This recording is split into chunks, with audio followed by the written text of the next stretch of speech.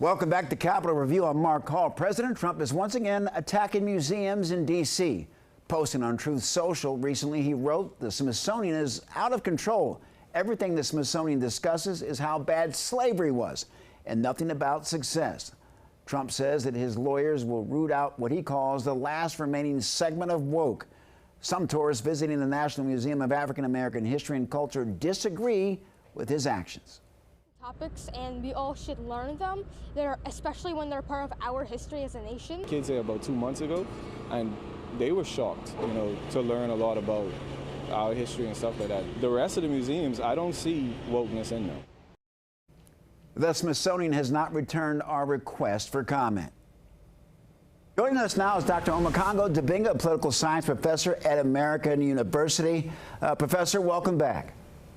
Thanks for having me. We're always glad to have you. Your thoughts on the president attacking history, some would say even black history? Look, the fact of the matter is that no authoritarian wants to have a narrative that he or she does not control. And it's unfortunate that Donald Trump is using black history as a scapegoat right now, and he's actually parroting some of his other conservative MAGA-type people like Jillian Michaels, who are out there targeting slavery. But this idea that, we have to just celebrate how far we've come, you can't just have a story where you celebrate how far you've come when you don't understand where you're coming from. And then lastly, you want to talk about not dealing with slavery or teaching slavery, but you're putting up all of these Confederate statues and monuments back up and naming your military bases after Confederate generals. So people have to make that make sense. Dr. Dibinga, the president, it sounds like he's really taking aim at the African American History Museum. Here's what he said back in 2017. Let's take a listen, and then we'll get your reaction on the other side. Deeply proud that we now have a museum that honors the millions of African American men and women who built our national heritage, especially when it comes to faith, culture, and the unbreakable American spirit. This tour was a meaningful reminder of why we have to fight bigotry, intolerance, and hatred. Dr. Dibinga, that was back in 2017. It's 2025. What's changed?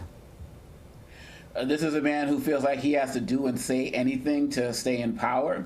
Back then, he was not as focused on only appealing to his base. Right now, he is solely focused on appealing to his base. Also, we have to be mindful of that.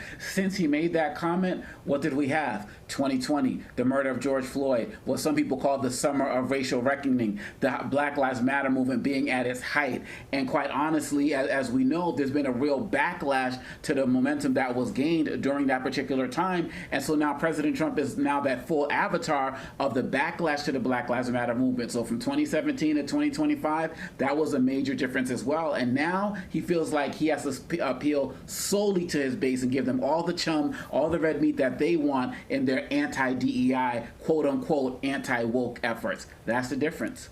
Well, he said that he's fighting back against wokeness, and he was very masterful in weaponizing wokeness. And he says that he's trying really to not necessarily wipe out history, but he just wants us to look at the positives of this country moving forward.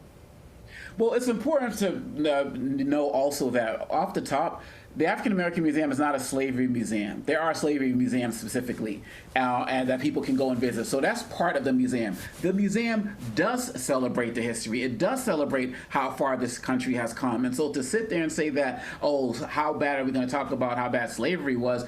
That's just so disrespectful to the legacy of people who fought in this country.